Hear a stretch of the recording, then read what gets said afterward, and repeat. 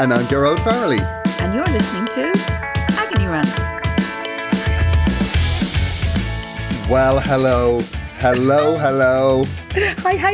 Look at you with your big headphones on, like you're important. I know. We have to tell the listener, because, I mean, obviously this is going to sound immaculate, but we are hundreds of miles apart. Hundreds and hundreds. At least 108 anyway. Yeah. I'm not saying I measured it, but I kind of did. Niamh knows that road. You know the way you can do it on Google Maps? Like, I put on my destination on Google Maps just to see the time, see if I can beat it. Just to see the traffic. I know. I always do that. And do you know what the problem is? I now know where nobody lives. Oh, I know, because you can't remember. One of my sisters, she's been living in a new house for, I would say 4 years. And I would say it's 5 miles from where I live. But if my phone died, I wouldn't be able to find it. Well, it's very true. I have forgotten how to get to between places. You know, it was always kind of an issue. And I was actually talking to someone about it before recently, about the Google Maps thing. And I just said, basically, the funny part of it is, the way I used to know was I used to get directions and remember. And now that doesn't exist anymore. No. We don't have to. We're just outsourced that piece of our brain. I'm happy with it. I'm fine. We obviously have to do the administration at the top of the show and say, if you're listening to Agony Rants and you don't know who we are, I'm Gearoid, and that's Niamh Kavanagh. And this is the show where a Eurovision winner and a comedian solve your problem and fix your life. Okay, solving. You always say this, but it's a strong word to use for what we do. Niamh, I think we are solving. I think we're fixing lives. I really do. We're definitely impacting on them. We've been getting a lot of messages. Okay. I have to say, we've been getting a lot of messages about last week's episode about the unhelpful bastards. I know. I mean, we touched a nerve for the public. We definitely hit something there. I don't know what that's about, but people, even my sister, you know, I know she listens to us and she always says it's great, but she had opinions about that. I mean, she says, I agree with Gearoid. Well, we got further follow-ups for Unhelpful Bastards about boots. People are rinsing boots left, right and centre. Why? I was absolutely thrilled. Well, there was a breastfeeding mother that contacted me today now, and she sent me a 3-page letter that I'm sure we'll do in a follow-up on a later episode once I digest it. But my God. Oh, a breastfeeding mother. People are coming for boots. That's our demographic, Niamh. It might be my demographic, but it's definitely not yours. Yeah, I don't know how they found me, but look, you take what you can get. I'll be honest with you, I'd be like the granny in that equation, you know. Breastfeeding mother is not something that's featuring in my life just at the moment. Although my sister's going to have a baby in a couple of months, so I'm very excited about that. I feel like I'm doing excellent uncling at the moment, right? Oh, really? Because it's not, is it December? It's not even December. No, not even. We're recording this on the 28th of November. Mm-hmm. I have all of my nieces and nephews' Christmas presents. I can't even make a sound for that. I'm like shocked. I know. I'm thrilled. I've never done it. Like, there's been times I've been on Christmas Eve going, there's a kid that's going to have to accept a Christmas pudding, and that's the end of it. Yeah, I'm delighted with myself, Niamh. I'm super organised this year. You are very organised. We have Chris Kindles on our side. So until this baby is born, not till next year, please God. So, you know, essentially we have all grown-ups getting their prizes this year. So I don't have to buy for any children. It's very nice. I do think that once you go over the age of 15, it should just be vouchers. Well, mostly they want money. That's my experience. Give me the money. We don't want the knitted sweater. Thanks very much. Yeah, no. The token gifts drive me insane. I'm just putting it out there in case anybody knows my husband. I do not want an air fryer. I do not want a Hoover. Niamh, an air fryer is a great present. Is it? Have you used an air fryer? No, I haven't. Is it amazing? Okay, if listeners are out there have air fryers, let us know what you think, because I'm very curious. Because I thought that the e-scooter was a revelation, and boy was I wrong. People were very annoyed. But... And I have an air fryer, Niamh, they're brilliant. You can do chips in it, you can do a whole chicken in it. No, I used to have the old-fashioned air fryer that was in, you know, it was one with an arm that kind of went around, and you put in like one small bit of oil, and then you had amazing chips. But I never did anything else but chips in it. I did try do sausages once, but there was basically an arm that went round, and then the sausages were a bit squished by the end of it. You know, All right. they didn't maintain their integrity. The integrity of a sausage is very important, Niamh. It's very important. There's nothing worse than Viagra is required for your sausage sandwich.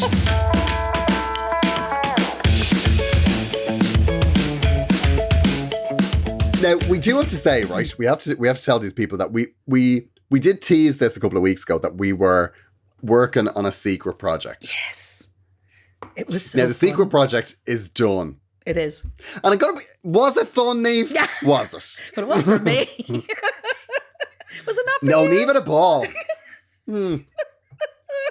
We'll say no more, Oh Niamh. my God, it's so And mysterious. we- You're not allowed to talk about this yet. No, I know we're not allowed to talk about We're it. going to do a full podcast on it when the time comes. But you and I, we had moments of loveliness in there.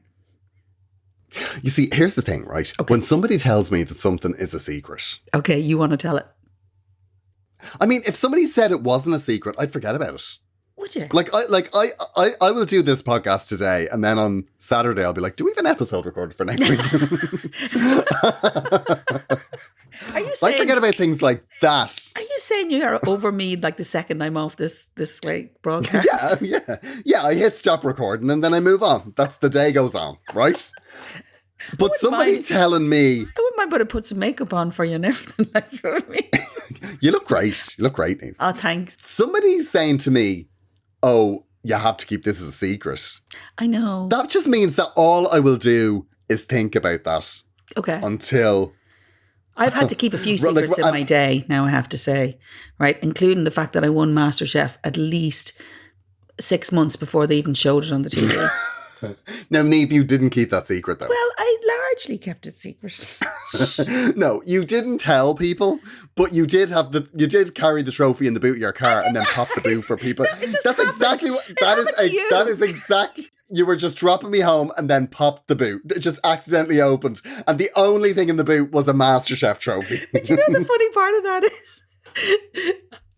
I told you, well, obviously inadvertently told you, and then I told my husband, obviously, and my parents knew I'd got to the final because I was still in Dublin, but actually I didn't tell them until we were watching it together. But the other thing... That you won. No, yeah, exactly. It was really fun for them. But the laugh of it was I came home, right, and I put the trophy away because obviously I couldn't have it out. And then months later I was going, where the fuck did I put that? And I knew I'd need it at some point. So, Yeah. anyway, so I have kept And do you secrets. still have it, Niamh? Yeah, it's in my kitchen. Just to really course it intimidate is. people who come. I Yeah, didn't put it there. exactly. For the Yeah. record, I did not put it there. Okay? My You son... put it in the kitchen so that and then you whip Angel to life for whoever comes in.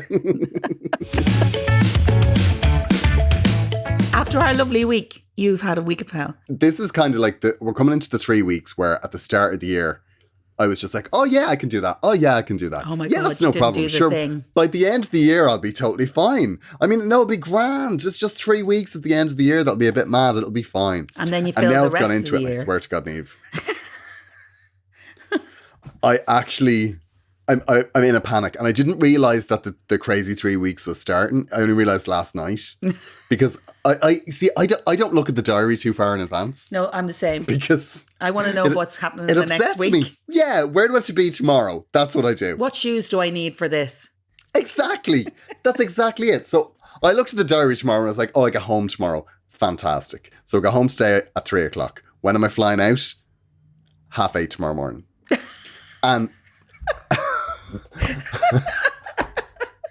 like, why did I come home? Why did I come home? And then I realised the reason I came home was my cat, who's now not talking to me. She's in a very dark place. Is she?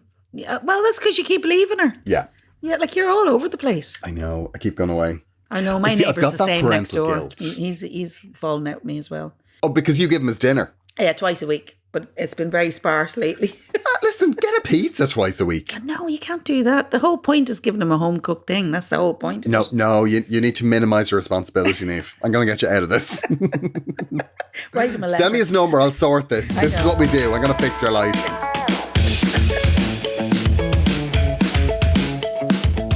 The other thing that's happened is, right, I feel that because I'm really tired now, I've become an irritable little git. Just now? Like, no, when just you're in the tired? past. Niamh, I don't need this. And it's like little things are really bothering me and I can't let them go. Like, I'm so sick of going through airport security, right? Because there was a 2-week period where I did 10 flights. That was intense, God, right? That's like a nightmare. And do you have to take your shoes off? They always make me take my I shoes had to take off. my shoes off yesterday and I swear to God it nearly killed me, Niamh. I know. I have to do it every single time. Why? Every single time. I think it's something know. to do with if your shoes cover your ankle, you have to take them off.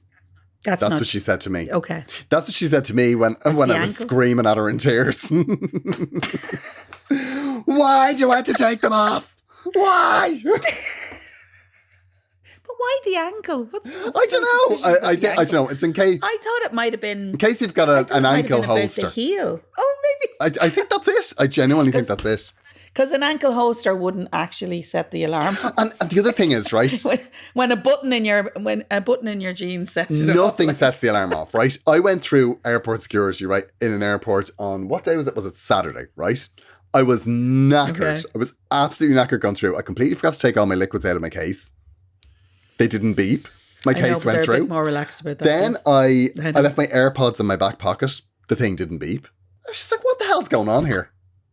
And do you know what I think it was? I think they said, he's knackered, he'll be trouble if we stop him. We've seen him before. Barreling through with a face like thunder. This is what annoys me, right? There's a fine line between security, like checking your bag for security and then just having a nose. And I don't like it. I don't like it when they're just having a nose, right? Because the ones, like when your bag gets flagged, that's fair enough. Then they have to open it and they have to go through it. And it's, it annoys me, but I'm just like, well, that's their job. That's what they have to do, right? But Okay. I put liquids through the other day, right? And there was a woman saying, like, take out your laptop, take out your... And I'm like, yeah, I was doing it all, right? I was like, yes, I know. I've been through this before. So I was doing all that, right? And I took out my liquids. And they were sealed. All my liquids were sealed in an airport bag, right? I'd done everything perfectly. I put them down and she looks through them, right? And I was like, what the fuck? What's she looking at? Like, she's looking at my toiletries.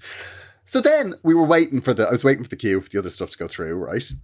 Then she picks up the bag and she starts to look around because I had like a prescription bottle in it. And she looks at prescription liquid. She starts reading it. So I was giving her the death stare, the absolute death stare, right? So she put the bag down, right? And then she asked me, I had this box. And the box it's like, it used to contain like travel soap or something. But it's just like a cool box with a magnetic lid.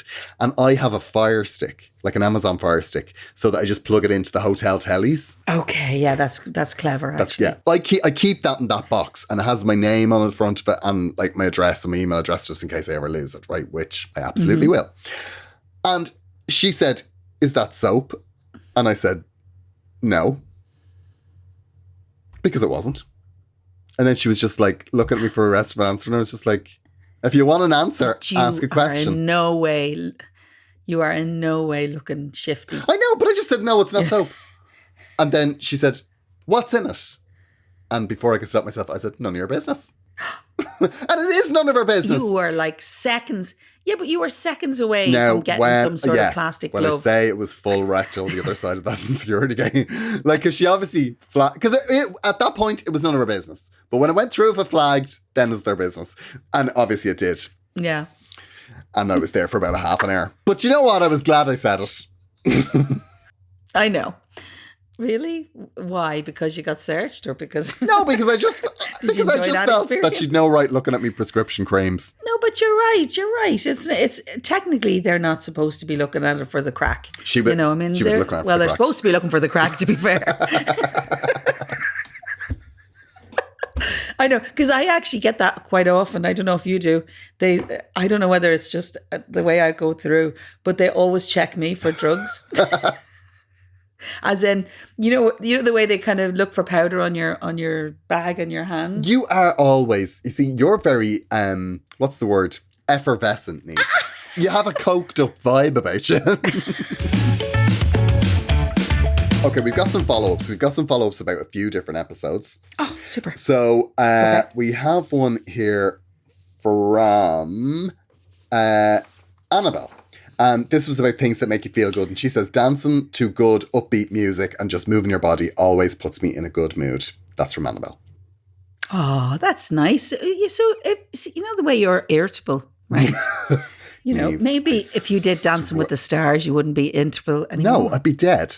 Because if I did Dancing with the Stars, I'd throw myself off something high. Don't say that, because what happens if we decide to do it together? I mean, we're not going to. If we decide to do Dancing with the Stars together, there is clearly, I'm under massive duress. I'm in the middle of a breakdown, but I am not compass mentis. Would you not come and do it to support me? No. You know, to help me out. There's things I will do, Niamh. That is not one of them. I know. Dance to I'm Still Standing on RTE1 at 8 o'clock on a Sunday. I'd rather die screaming. Do you want to read this one? Yes. Hi there. So apparently this is from someone called Kelmo. Although that might be a pseudonym. Hi there. I couldn't resist an unhelpful bastard's contribution. A friend lost a stone from a ring precious to her while in Centre Parks recently. I read that. A friend lost a stone recently. I was like, well done, her. We were being supported. Like, well done. Good. Fair play to you. Okay. No, only a stone from her ring. All right. Anyway, so she posted about it on the Centre Parks Facebook group and got some sympathy, helpful tips and well wishes from people actually trying to help her. Then Karen, and I mean Karen in inverted commas, right, came along. Karen told us how she never wears her jewellery around the park, as finding it once lost is impossible. We also got to share in Karen's neighbourhood watch wisdom on how it's safer leaving jewellery in the lodges, like she always does, as things rarely go missing from there. Karen's a pain in the hole. She showcased her expertise. Yeah, she is. Her expertise as a swimming pool technician too. We all learned how the elevated temperatures in the subtropical pool just make it more likely for jewellery to loosen up and fall off. As you can imagine, my friend took massive comfort following the loss of her precious stone, thanks to Karen telling her everything she did wrong. Things Karen wouldn't have done. So, are we putting Karen in the unhelpful bastard file? I think we are. Karen sounds like an absolute nightmare. But you know what, though? This is what happens in those Facebook groups. Like, I have to say, the most entertaining thing I've ever seen online is I'm in a group on Facebook, and it's for slow cooker recipes. During COVID, that group went bananas. Right? Because... Do they lose it? Like, it used to be just people posting their recipes. Here's a great recipe for a chili. But then, I don't know whether there was a falling out or what happened. But now somebody posts a photograph and then 20 people say, that looks like shit. That's absolutely disgusting. Like, they're all... Like, they've spent 2 years absolutely fucking killing each other. And it's the most amazing I know why thing. It's gone like that. They're all wanting to join the air fryer group. There's obviously, I think there's been splinter groups. I think somebody set up another crockpot group and then someone like the real chefs left. Like there's absolute killings. And it's so funny because I don't even use Facebook anymore, but I actually have an alert set up for when somebody posts in that group because I'm just like, oh my God, it's kicking off. It reminds me of Neighbourhood Watch, kind of, one of the neighbourhood WhatsApp groups that kind of evolve. And I'm one here because there's only a few of us, but my friend lives in an estate, like a community, you might say. And basically it kicks off in that, like sometimes we're away and 30 messages come through in one go because so-and-so is using their house as an Airbnb. Or somebody's recycling and has gone across the road. Oh, it all kicks off. You want to be in one of them. I'm in one of them from my apartment block. And I swear to God, I can't bear anyone that's in it.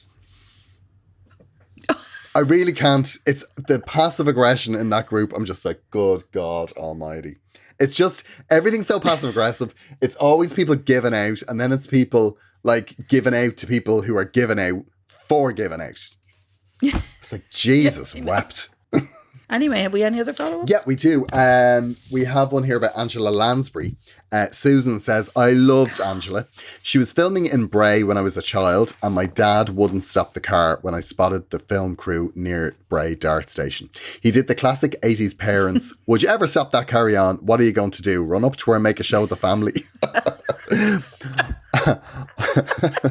I still remember thinking when he said that, yeah, Dad, that's exactly what will make the cover of The Bray People. Local preteen makes a show of family in front of Hollywood actor Angela Lansbury.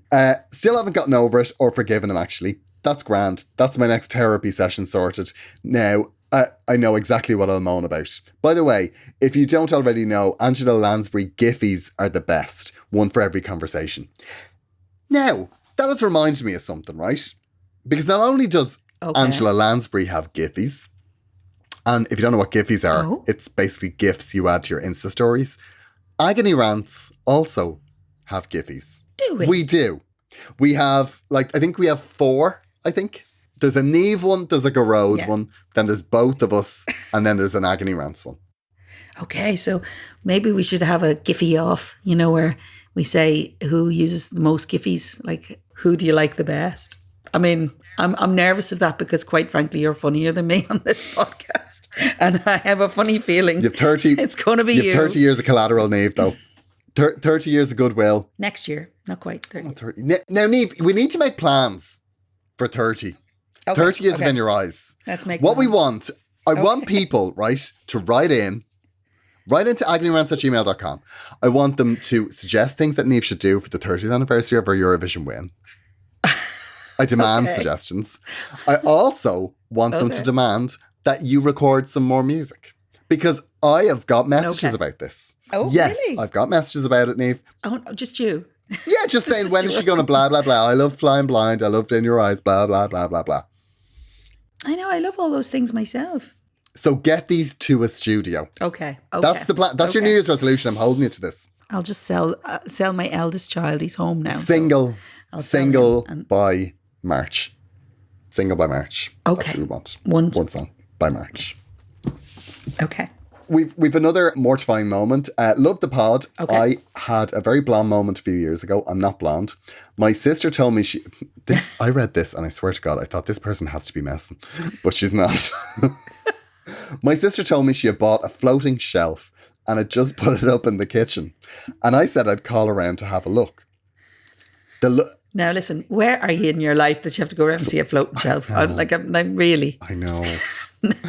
I was just like... Maybe in the 70s. Yeah, well, that would have been a revelation. It gets a lot worse.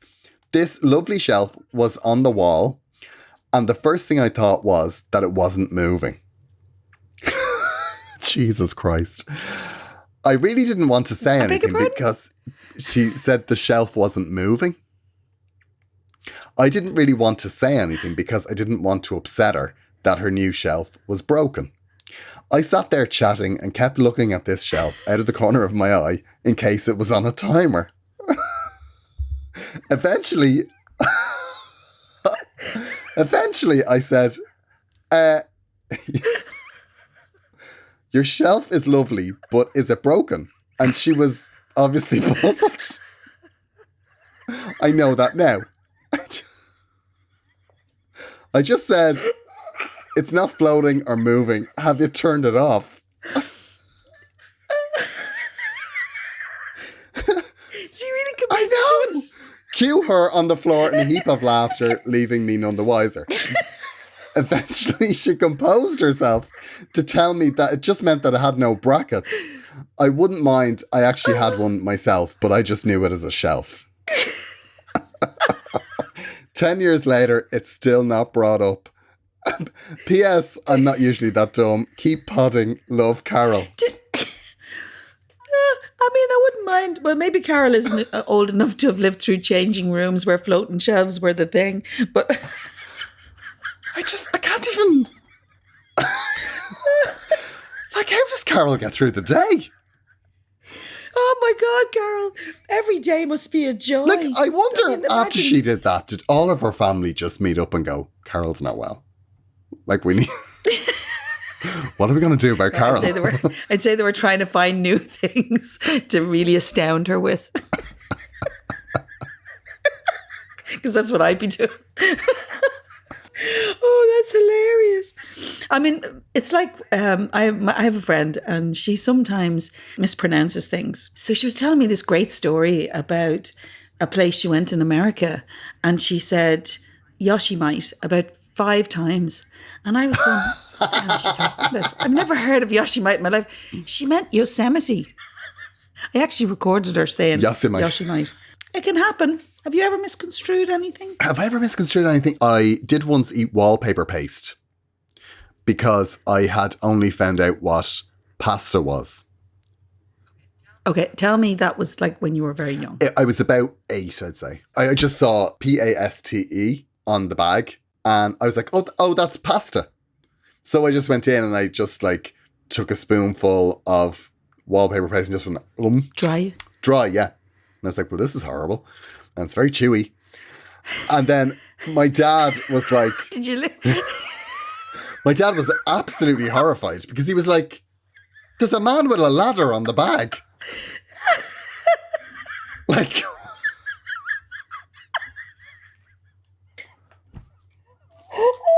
That wasn't great now. I mean, I once drank bleach, right? Because it was in a 7-Up can. But I mean... Why would you put bleach in a 7-Up can?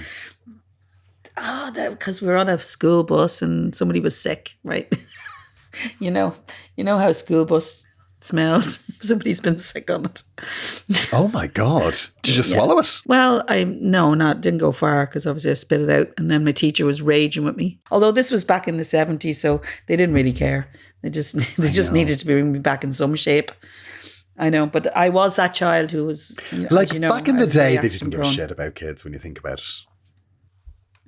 No, but they would. I mean, they made sure that they had enough kids coming back, like a head count, but they didn't care which ones they were.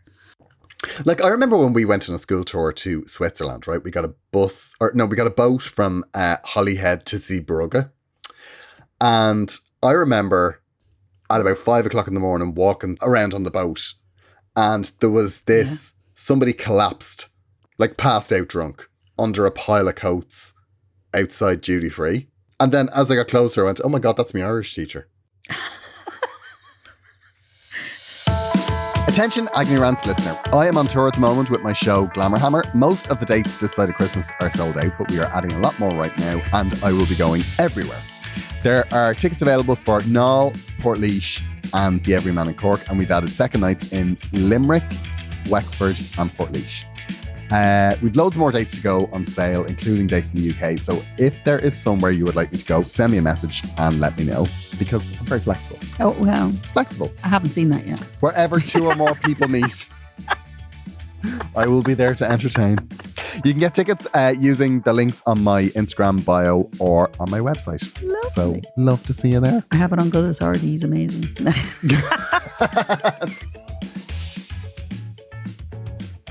Niamh, a lot of people have been asking me how I get my physique, right? Brownies? Niamh, I will leave. No, don't leave. I will walk out of this studio. Don't do it. I have started my fitness journey. Well, again? This is like the third count. Niamh, a journey is a journey and it takes a while, okay? So I joined F45, right? Oh, right, okay. Which is a gym. It's a group of gyms in Dublin. Okay. They have branches all around Dublin. And I have to say, it's working. Oh, really? I don't hate it. I can see it's working. He said that is very kind. Honestly, I don't know where it's been all my life. It's like high intensity functional training that you do as part of a team. Oh, okay. Right? Now, you know me in teams. Not for me. I don't know. I'm not a team player. Okay. But you do, it's actually great because everyone's working at the same time. Yeah. And the exercise that you do is adapted for all different abilities. So you don't feel a judge. Nobody's judging you. Oh, that's great. It's absolutely brilliant. And whether you want to achieve a specific goal or whether you just want to start training, F45 can help you. Okay. The best thing, now this is my favorite thing about the whole thing. Okay. You are in and out in 45 minutes. Oh, good. There's no like this, today it was 55. It's like you started at a specific time, you are walking out the door 45 minutes later and you've done a good workout. Do they do that thing, 5 more? No, they don't. There's none of that. Oh, well, then I'm straight in. There's no messing with your head. And they're also really positive. Oh, great. I like that. I like that. Yeah. I got a high five coming out the other day. Did you? Thrilled with myself. Oh, my Thrilled. goodness. Yeah, absolutely. High five. Do we need to do that at the end of this now? Yeah, I think so. Okay. I'm a bro now. You're a bro. I'm a gym bro. Like, it's a really friendly place, and I always think gyms can be very adversarial. Oh, well, and of course, hostile. naturally. Downright hostile. And I am always the worst in the group, and I don't feel terrible about it. Oh, amazing. Yeah, they're absolutely lovely. So don't waste any more time. Get started today at 45.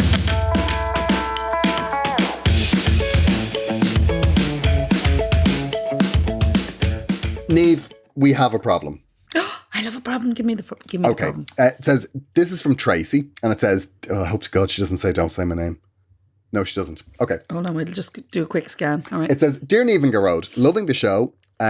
Yous are a pair of buzzers, and I'm always happy on a Monday morning when I see there is a new episode. So, there is this guy in my friend group who I have known since we were at school. I have fancied him for years. He is cute and handsome, and I had a massive crush. Anyway, after slow, tedious work and plenty of deep dives, we have been a couple for the past 18 months. Can we say the word stalker in that sentence? That's exceptional work, Tracy. Exceptional. Gearoid, you will be so proud. I got my man in the end. We moved in together 8 months ago. Now, as you would say yourselves, we have a problem. He thinks he is hilarious. That's... God. Okay. Yeah, this is not going somewhere He good. makes these stupid little jokes all the time, and I feel I have to laugh all of the time. It's draining the life out of me. He really thinks he is absolutely hilarious. The reason I am writing this is this morning he said, oh my God. This morning he said, you came for the pokes, you stay for the jokes. Leave him. Leave him. She's invested too much. For years this is going. Oh my God. No. My favourite thing is what she says next. He laughed at himself for about an hour. I think he is great and we're very happy, and I don't want to hurt his feelings, but the jokes have to stop. What do you think I should do? Well, clearly the pokes are good enough to stay for the jokes. What I will say is, right? I'll tell you what I will say. Sometimes doing the stalking and the deep diving gives you you've got this very idealistic idea of how it's all going to be because you've spent so long imagining it in your head. You create someone else. Exactly. Basically. Well said. Is that how it was for you when you were getting to know me? No, you remain a diva. Always. Yeah. That's the first word everyone tells me. So what has happened is you're getting a harsh jolt of reality, right? Because he has had this, I don't want to throw the word around, but defective sense of humour for a lot longer than the 8 months that you've been living with him. You're right. Right. It's definitely that case. There was You've obviously overlooked it. You absolutely have. And there was obviously a time 2 years ago when you were Facebook stalking him where he was making these stupid little jokes and you were like, oh, isn't he adorable? Oh, when he makes all these cute little jokes. And then all of a sudden, 7 o'clock in the morning, he's laughing at himself because he said something ridiculous. And you're in the bed going, I swear to God, please God, make this end. Yeah, but it's going on a long time. And she's like 18 months they've been together. Yeah, I mean, she's enjoyed it for a long time. What do you think she should do? Well, tell him not to speak. You know, lots of good-looking men don't need to speak. Don't speak, love. Just stand there. That is it's true. Fine. Particularly with Irish men. Irish men, if they're good-looking, they don't have to work on their personalities. Oh, well, that's a bit unfair now. Some of them have personalities. No, yeah, but some of them have them, but I don't think they necessarily develop them. They just happen to have them. Like, there's an awful lot of Irish men that just, like... They're just good looking and they just know they don't have to try because they're living in a country full of potato heads. Like every so often there's like somebody wins the DNA lottery and they just don't work on their personality whatsoever because they've an easy ride of it. You clearly have developed your personality and you're handsome. Niamh, thank you. But like, thank you. But like what? You're looking at me through rose-coloured glasses. Well, through a ring light. I can't actually see beyond it. And if I'm not wearing my glasses, if you sit far enough away, I can't actually see very much. But, actually, it's really funny this, right? Because I kind of get it. what's happened here is you've been so overjoyed, you've been so focused on getting this guy, and now you've been together, and now it's starting to wear down a little bit, but it's 18 months later. I think you've managed to manage it that long. What you need to do now is ease him into, I mean, Christmas is coming. You could buy him a joke book, you know, get him a course. Is there a course to learn how to be a stand-up, comedian? Get him a few DVDs. I don't know. I mean, the thing is, you're not going to solve this. The truth is, if he thinks he's hilarious, that's the way his life is going to go. He's got to his stage in life thinking he is hilarious. He's very pleased with himself. I will say, having been married for 25 years to someone who makes me laugh every day, sometimes with the same joke. The truth is, it becomes, sometimes if it goes on long enough, it becomes quite funny in itself that they think they're funny when they're not really. But anyway, Paul, don't listen to this bit. He clearly is quite funny when he does it because the fact that he thinks he's funny. So you have to find the funny in it. You know what I mean? Or else just, accept that this isn't all you mean it to be and then move on. Wow. She doesn't want to do that. No, you're right. Yeah, she doesn't want to do that. She's not pulling the ripcord on this. Not after a life of deep dive. No, she's well invested. She is. I know. She's put too much effort into it. I understand. The achievement is too big. You see, I think what she should start doing, right? And this might sound mean, but sometimes I think that people do things because they haven't been told not to. Okay. So I think if she was to start going, oh my gosh. Or like when he makes one of his stupid jokes, she's like, oh, shut up. That's terrible. Or she can go, okay, and move on and just not make any reaction and then let him just be happy in his corner on his own. That might have a quicker reaction. Yeah. I feel like, yeah, maybe she's humouring him. And you see, this is the thing, right? When you are the one that has done the chasing. You do humour. There's a lot of humour. You're in this pattern of like, oh, aren't you gas? You're so funny. You're so hilarious. Well, stop. Break out of that. Because you'll go mad. Because that's the thing. Once you notice something about somebody, like, you know the way you have those mornings where like your partner whinges?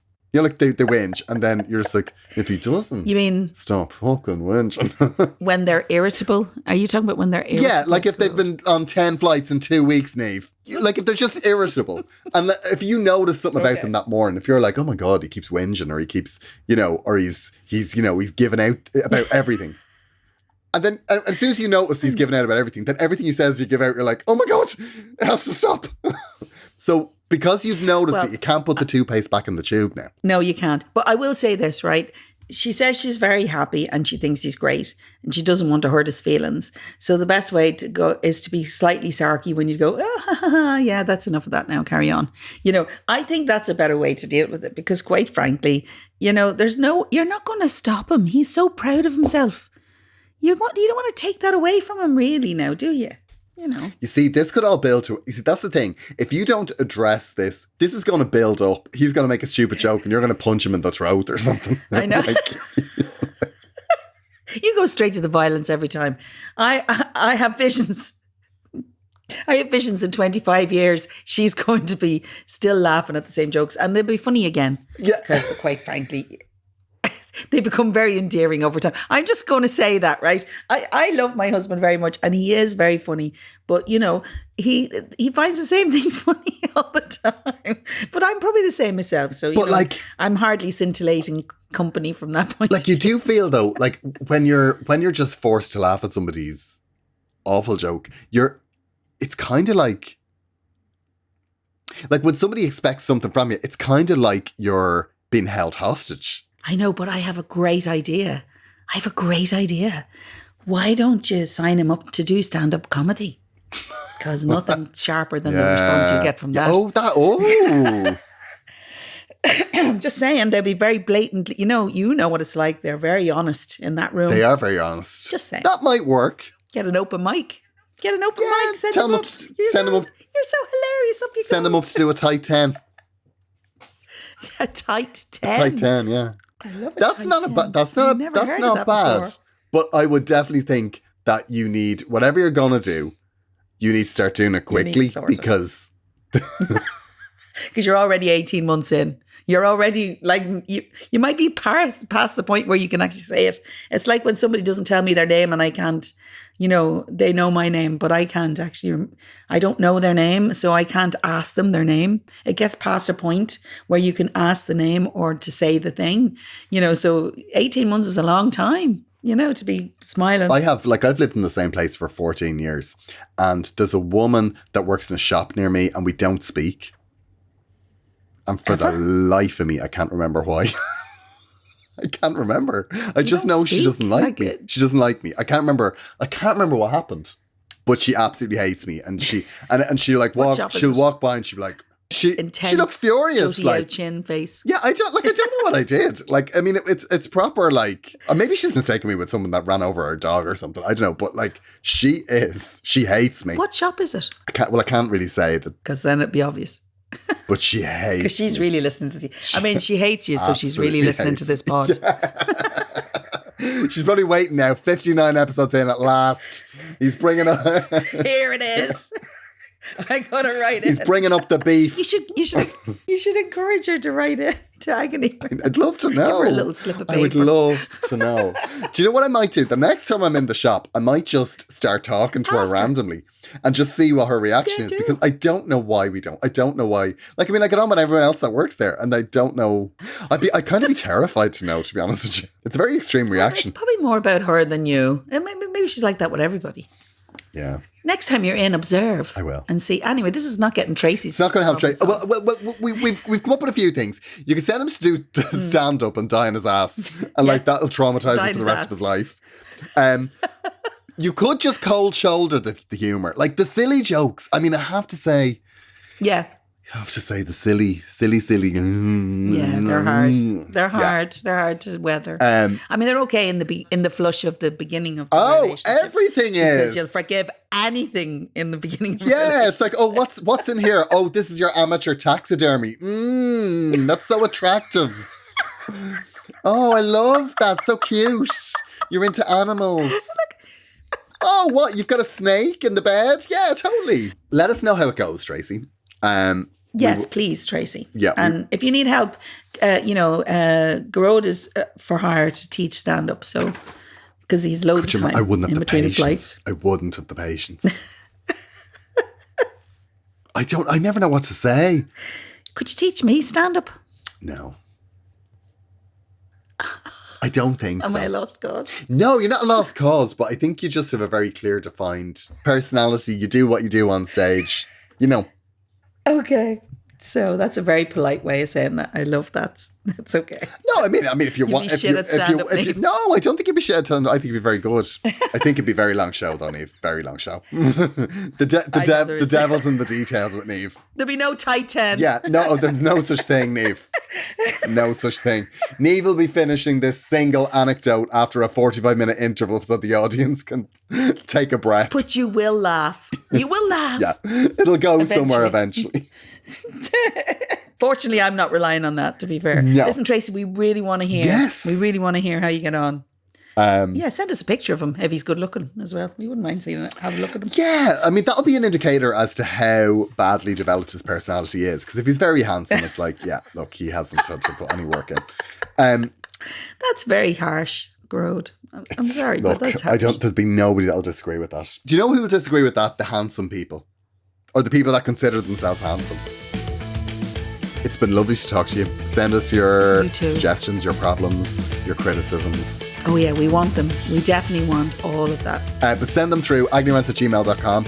If you want to keep us in brownies, you can subscribe to Head Stuff Plus. And we've got a lot of problems, so some of the problems will be going over into the Head Stuff Plus feed. We would like you to kind of subscribe. Come on.